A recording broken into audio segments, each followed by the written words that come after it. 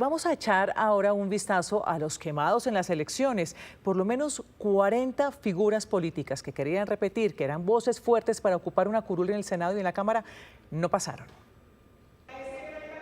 Así como existen los gloriosos, también están los dolorosos. El panorama actual del Congreso de la República deja varios congresistas en el pabellón de los quemados que ya no pisarán el legislativo. Uno de los golpes más duros son los que se consideran del centro político del país. 37.000 votos a Angélica Lozano no le alcanzaron para repetir curul en el Senado. La misma suerte corrió Catherine Miranda, quien aspiraba a pasar de la Cámara al Senado y solo alcanzó 30.000 votos. Algunos verdes de izquierda no repetirán curul: León Freddy Muñoz, Inti Asprilla y Olga Lucía Velázquez. Y la cabeza de lista de la coalición Alianza por Colombia, Luis Eduardo Garzón, alcanzó 19.000 votos. Pero yo sí creo que lo de ayer es una realidad política, es decir, primero va en camino la reforma política, y va en camino la reforma política por una razón, es que ganaron las listas cerradas. De las listas abiertas, voto preferente, eso, en mi opinión, es una elección. Cambio Radical es otro partido que tuvo más de un quemado. La cabeza de lista, Carlos Fernando Motoa, no alcanzó la cifra repartidora. También se quedó Lina María Garrido y en Cámara por Bogotá, Carolina Arbeláez no logró sus aspiraciones. Pero ellos estaban en coalición con Colombia Justas Libres, representada por Lorena Ríos, quien también le dice adiós para esta legislatura al Senado. Yo diría que esto es una oportunidad. Por el lado de los liberales, María Paz Gaviria, hija del expresidente César Gaviria, sacó un poco más de 50.000 votos, cifra que no le alcanzó. También se están quedando por fuera personas como Richard Aguilar, miembro del clan Aguilar de Santander, y Alejandro Carlos Chacón, varón electoral liberal del norte de Santander. Y la apuesta por Bogotá, la chef Leonor Espinosa, no llegará a la Cámara de Representantes. Me doy por halagada y me doy por... la verdad estoy súper contenta con esto, yo creo que gané mucho. En Colombia es difícil movilizar el voto de opinión. En el partido de la U, su cabeza de lista, Juan Felipe Lemos, se quedó por fuera del Senado. El Nuevo Liberalismo perdió a Julia Miranda y a Juan David Aristizábal en la Cámara y a Juan Sebastián Gómez, cabeza de lista en Senado. Dignidad y Compromiso no tendrá a Federico Restrepo y al exsenador Jorge Robledo. Todos los colombianos y colombianas que por cualquier razón decidieron respaldarme con sus votos, pues también les quedo muy agradecido. Hicimos una excelente campaña, pienso yo. O están poniendo obstáculos, están poniendo pretextos, o muchas veces lo tienen... Y para finalizar este gran pabellón de quemados, Miguel Polo Polo no regresa a la Cámara de Representantes. Ingrid Betancourt no solo perdió curul, sino que también perdió partido. La lista de Oxígeno no alcanzó el umbral.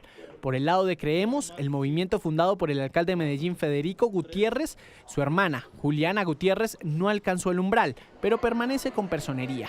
El partido de Juan Carlos Pinzón, Ciudadanos Renovemos, tampoco logró aval a la Cámara, y Roy Barreras no cumplió, y su partido La Fuerza perdió personería jurídica.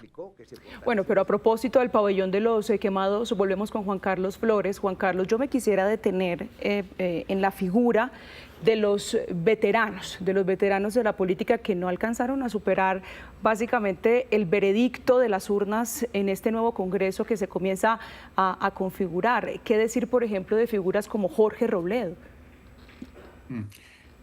Yo tengo la sensación de que allí ocurrió, como en otros casos, un claro relevo generacional. De hecho, la representante a la Cámara también del movimiento de Fajardo y de Robledo, Pedraza, pues logra la curul en el Senado. Este es una cosa absolutamente natural.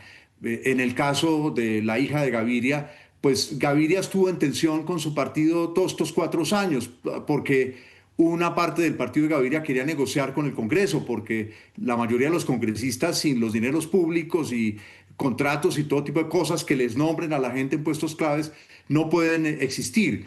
Entonces, fíjese usted que hay relevo generacional, hay tensiones dentro de muchos partidos que se escindieron profundamente porque había un ala petrista dentro de ellos.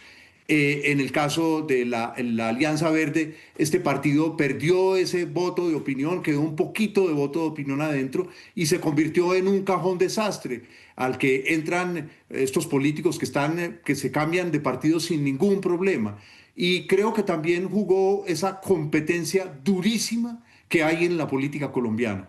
la política es competida en todo el mundo, pero yo creo que la política colombiana, por lo menos en América Latina, es una de las más duramente competidas, porque recordemos que son empresas familiares grandes, medianas y pequeñas.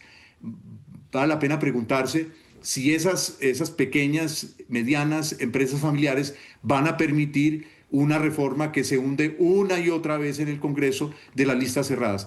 Y en el caso de la chef Leonor, a quien admiramos y respetamos en Bogotá y en otros lugares de Colombia, yo creo que la divina providencia le hizo un favor.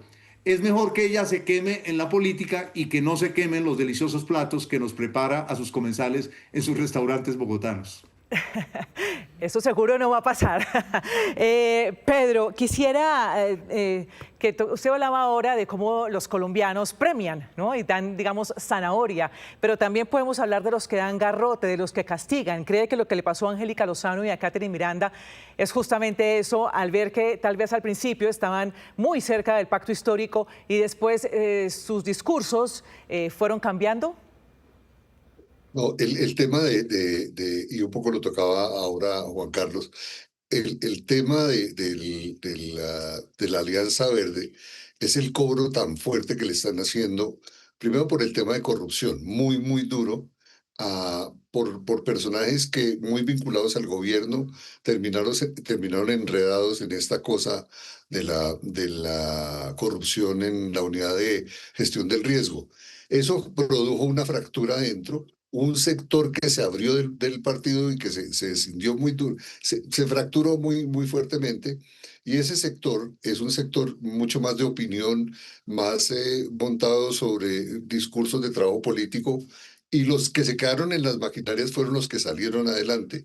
Personas como Catherine Miranda o Angélica, que estaban mucho más trabajando sobre la política en el otro sentido, en el sentido mucho más limpio y más franco, se quedaron por fuera, y en cambio las maquinarias que estuvieron muy cerca del gobierno recibieron todo el aval y todo el apoyo, y eso les permitió llegar. Lo curioso es que personas que estaban en el corazón de la política del gobierno, como Inti Asprilla, se quemaron también. El cobro fue duro a la Alianza Verde, fue muy fuerte por los temas de corrupción, no solamente de la unidad de gestión del riesgo, sino por los temas de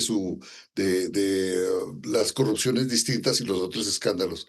A la Alianza Verde le cobraron eso, y la Alianza Verde hoy es una organización política muy montada sobre las maquinarias tradicionales.